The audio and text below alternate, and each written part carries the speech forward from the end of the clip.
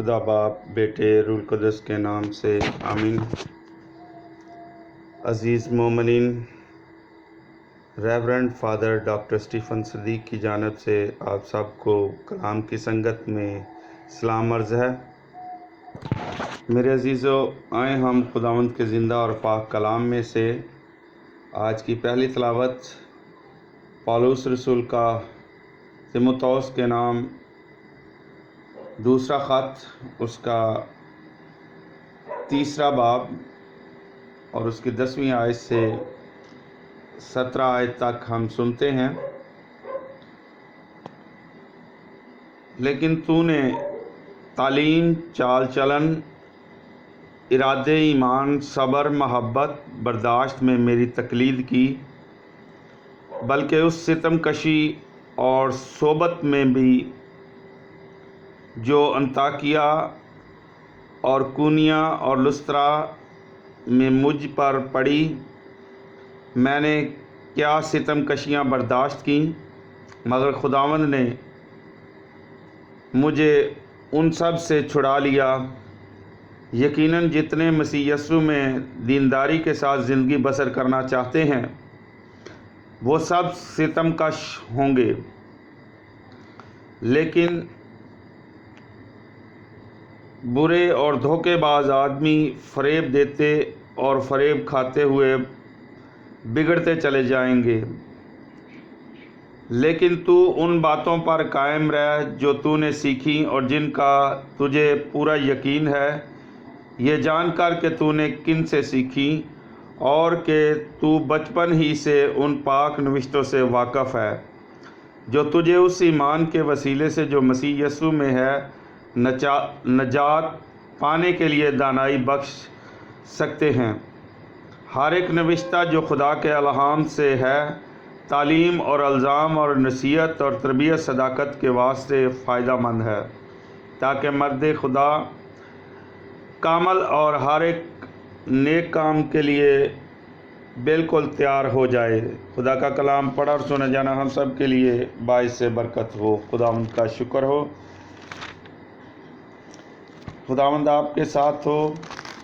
انجیل مقدس مرکز کے مطابق اس کا 12 باب اور اس کی 35 آیت سے 37 آیت تک۔ اے خداوند تیری تمجید ہو۔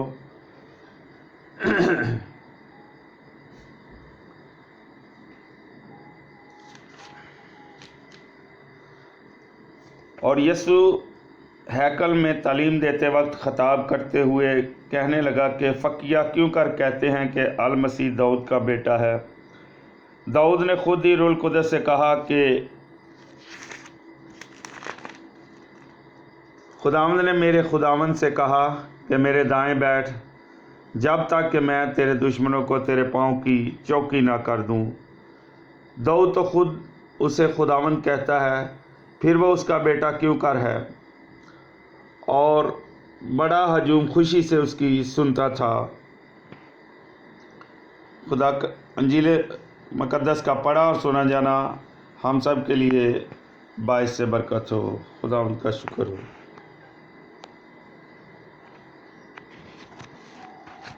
آئے میرے عزیزو، آج کے اس کلام پر ہم دھیان و گیان کرتے ہیں۔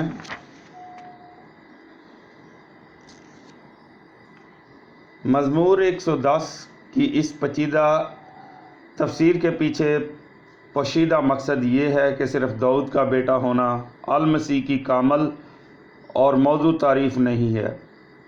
یسوع کے المسیح ہونے کو یونانی لفظ کیریوس خداوند کی طرح کے کسی اعلیٰ ترین خطاب سے ہی بیان کر سکتا ہے۔ آیت نمبر 36، داؤد نے خود ہی روح القدس سے کہا۔ مزمور 110 پر مبنی دلیل کے لیے یہ ضروری ہے کہ وہ داؤد کو اس مزمور کا مصنف سمجھا جائے۔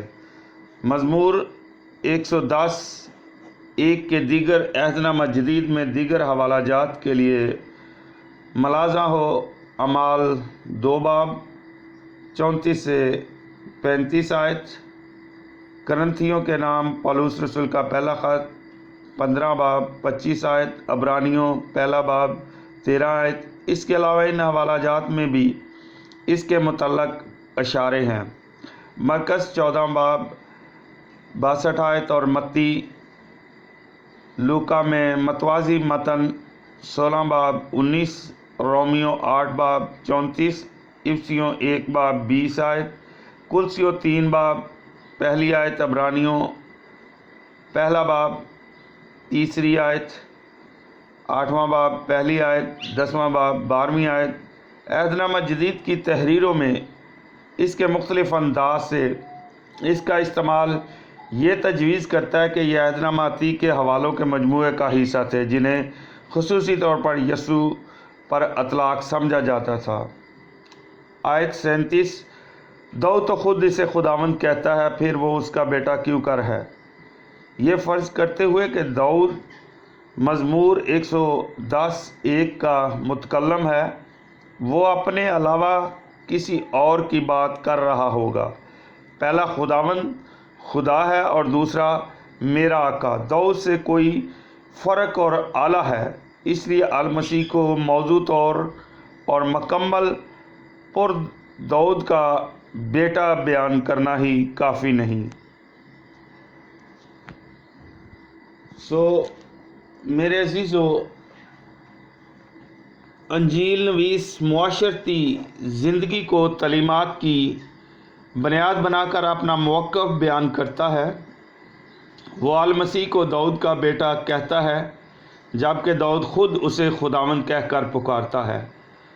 बाइबल मुक़द्दस नजात की तारीख़ को बड़े मुफस्सल तौर पर बयान करती है, जिसमें खुदा की महब्बत, इंसान की बेवफाई और खुदा की तरफ वापस आने की कहानी को बयान किया गया है।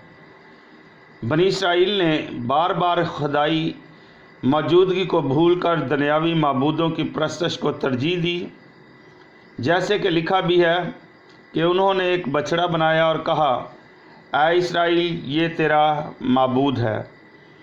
मुक़द्दस पौलुस रसूल रोज़मर्रा की परेशानियों और इज़ार सानियों के हालात को मद्देनज़र रखते हुए मसीही मोमिनीन की जमात को पाबंद करते हैं कि वो हर हालत में अपने खुदा और नजात दहिंदा की महब्बत और वफ़ादारी में कायम रहें। इसलिए चाहिए कि हम बड़ी दलेरी और जुर्रत के साथ रहें, मौजूदा हालात में मसीही ईमान में मजबूत रहें और इसकी मुहाफ़ज़त का बेड़ा उठाएं। हम अपने फ़राइज़ की पासदारी करें। इसमें मुश्किलात का होना भी लाज़म है, लेकिन जो तलीम हमने सीखी है उस पर कायम रहने की तलकीन की गई है। खुदावंद यीशु मसीह फरमाते हैं, मैं शरीयत को मनसूख करने नहीं बल्कि पूरा करने आया हूँ। इब्न दाऊद यीशु नासरी, जो कि यस्सी के तने की एक बार आवर शाख है, अपनी इलाही और इंसानी ज़ात के वसीले से खुदा के मंसूबा नजात को पाशकाई भेद में मुकम्मल करता है।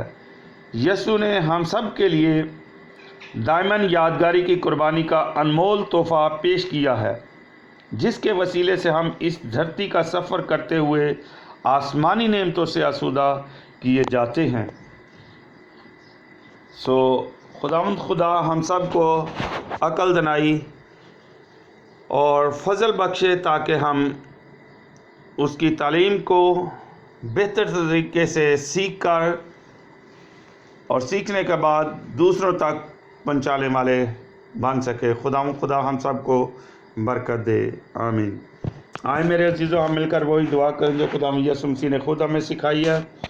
ऐ हमारे बाप, तू जो आसमान पर है, तेरा नाम पाक माना जाए, तेरी बादशाही है, तेरी मर्ज़ी जैसे आसमान पर पूरी होती है ज़मीन पर भी हो।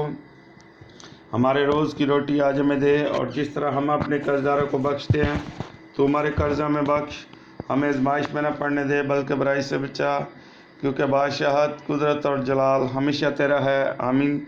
सलाम मरियम, पुरफ़ज़ल, खुदावंद तेरे साथ है, तू औरतों में से मुबारक है तेरे पेट का फल यीशु।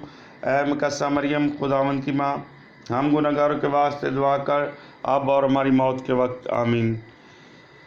जलाल बाप बेटे रूहुल कुद्दस का हो, जैसा कि इब्तिदा में था, अब और हमेशा होगा, आमीन। खुदा करीम की रहमत और हफाजत में हम तुम्हें सौंपते हैं। खुदावंद तुम्हें बरकत दे और तुम्हें महफूज रखे। खुदावंद अपना चेहरा तुम पर जलवागर फरमाए और तुम पर मेहरबान रहे।